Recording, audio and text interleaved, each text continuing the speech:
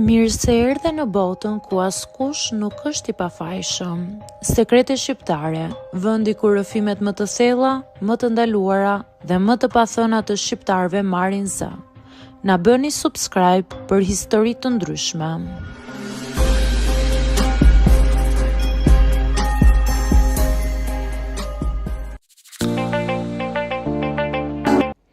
Kjo është një histori që nuk do ta kisha ndarë kurrë.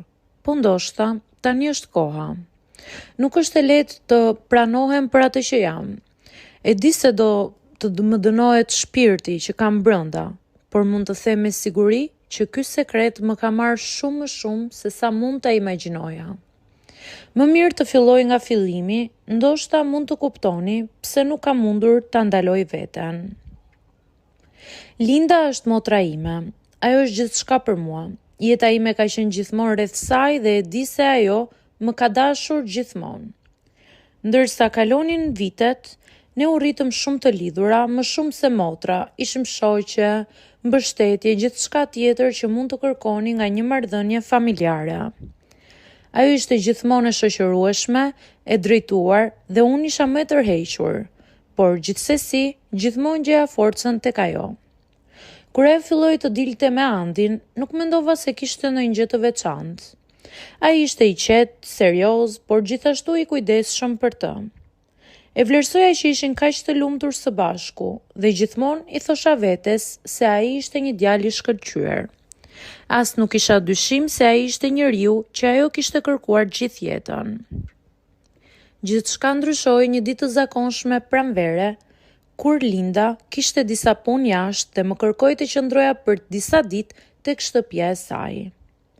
Ajo kishte planifikuar të shkonte për një vizitë të shkurtër tek familja e saj dhe mua më dukej një mundësi e shkëlqyer për të kaluar pak kohë vetëm. Andi ishte atje sigurisht. Ishim gjithmonë shok të mirë, por kurrë nuk ishim afruar më shumë. Ai ishte burri i motrës time dhe në mendjen time ishte i paprekshëm, dikush që nuk do të duhej të kishte asnjë lidhje me mua më shumë se ajo që kishim. Por kur qëndrova atje, diçka ndryshoi. Ai kishte një mënyrë të veçantë për të bërë të ndihesh sikur je e rëndësishme, sikur çdo fjalë e tij ishte e menduar dhe e kujdesshme. Bisedat tona filluan të bëheshin më të shpeshta. Flisnim për gjithçka, për jetën, për punën, për ëndrat. Ajo që më bënte të ndihem e veçantë është se ndryshe nga të tjerët, ai më dëgjonte me vëmendje, pa ndihmuar apo pa më dhënë një mendim të menjëhershëm. Në ato momente kur ai fliste, ndihesha sikur ishim vetëm ne të dy. Kjo më përplaste në një botë tjetër. Një natë kur Linda ishte jashtë, ai më ftoi të dilnim për një shëtitje. Në atë moment nuk mendoja se diçka do të ndodhte. Por gjithçka filloi me një shikim të thjeshtë që qëndroi më shumë se sa duhej. Ishim në një park të vogël. Gjithçka rreth nesh ishte e qetë dhe e mbuluar nga dritat e muajit. Atëherë, pas një paralajmërim, ai më preku dorën. Nuk e dija si të reagoja, po ndihesha sikur nuk mund të largoja dot duart e tij. Syt më pan thellë dhe ishte si një tingull i qetë që më shpërtheu në mendje. Kur buzët e tij prekën të mia, çdo gjë ndryshoi. Nuk isha e sigurt se çfarë po ndodhte, por diçka brenda më tha, mos ndalo. Pas atij momenti, çdo gjë ishte e ndërlikuar. Te puthja edhe deri më tej, arrita që burrin e motrës time ta bëja diçka më afër. Ndihesha sikur kishte ndodhur gjëma. Të nesërmen, Linda u kthye. Sytë e mi ndiheshin të mbushura me një ndjesi të çuditshme, por gjithçka që mund të bëja ishte të mbaja të fshehur atë që kishte ndodhur. E dinim që gjithçka kishte kaluar dhe po vija në vete, por ndihesha si një e huaj. Takimet me Antin vazhduan, të shkurtra, të fshehta dhe gjithmonë me një ndjenjë përgjegjësie. Ai më shihte si një grua tjetër, jo si motrën e gruas së tij, dhe ai e dinte se çfarë po bënim. Por ishte një forcë që na tërhiqte. Dhe çdo herë që ishim të vetmuar, ajo forcë na shpërthente. Gjërat vazhduan të bëhen gjithnjë e më të vështira. Linda filloi të pyeste shpesh për Andin, për marrëdhënien e tij me të, për çdo gjë që lidhej me të. Ndihesha si një varg që po mbante një barë të madhe, duke ditur se çdo fjalë e gabuar mund të shkatërrojë gjithçka që kisha ndërtuar. Por nuk mund të largohesha, nuk mund të ndaloja. Kisha rënë thellë në diçka që nuk kishte kthim. Dhe i gjitha kjo ishte një ndjenjë e humbur, e gënjeshtërt dhe nuk di nëse do të ndalesha ndonjëherë. Të gjithë e dim se sekreti ka një mënyrë për të dalë në sipërfaqe. Ndoshta ajo gjithmonë ashtu si e presim, por më shpejt se sa ne e mendojmë. Për mua, ndjesia e tensionit ka qenë gjithnjë aty, gjithmonë duke më rënduar si një barë që po më shtypte gjithnjë e më shumë. Të jetosh me këtë sekret çdo ditë është një ferr që nuk mund të shpëtosh dot. Ka pasur ditë që kam menduar se nuk mund të vazhdoj më. Më ka shkaktuar dhimbje të mëdha që i fshija për një kohë të gjatë, duke u përpjekur ta mbaj për vete. Më ka shkaktuar ankth, vështirësi dhe një ndjenjë faji që nuk mund ta përshkruaj.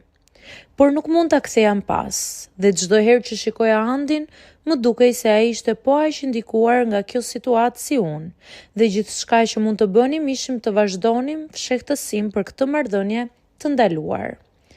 Një ditë, pas disa muajsh që ndihesha e ngarkuar, dikush qëndroi në derën time. Ishte Linda. Sytë e saj të shqetësuar, fytyra e mbushur me dyshime, më bën të ngri në vend. Nuk e dija se çfarë priste, por e ndjeva se ky ishte fundi. Kam dyshime, më tha ajo duke mbajtur frymën. Po ndodh diçka që nuk e kuptoj. Ti dhe Andi ka diçka që nuk është si më parë. Zëri i saj kishte një ngjyrim shqetësimi dhe unë nuk mund të shija që ajo po luftonte me veten për të thënë atë që mendonte. Për një moment ndjeva se do të shpërtheja. Ajo dinte gjithçka. Po, ndoshta ishte një instinkt i motrës, një lidhje natyrshme që ajo kishte me mua, që më kishte ndihmuar ta kuptonte këtë të vërtetë të tmerrshme. Ishte momenti që kisha frikë se do të vinte. Ajo mund të më kërkonte të tregoja gjithçka, mund të humbisja gjithçka që kisha ndërtuar, dhe i dija që kjo do të thoshte se marrëdhënia jonë do të shkatërrohej përgjithmonë. Po, ndoshta nuk do të kisha mundur ta shpjegoja, por ishte një ndjenjë që nuk kishte nevojë për fjalë.